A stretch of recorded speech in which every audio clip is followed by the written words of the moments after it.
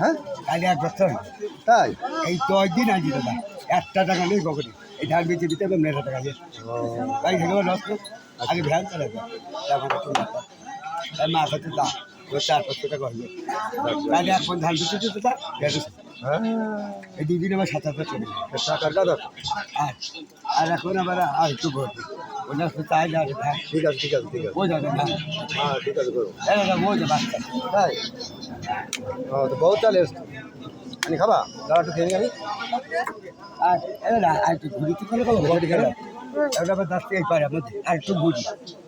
আমি এখন তো সন্ধ্যে হয়নি তাই তোমার হেরি দেয় এই তুই দিলে এবার 1 কেজি একবারই তো 1 কেজি এটা আবার একবার চাই এবার আর একটু ঘুরবো এবার আমাদের চা দেন 3টে ভাই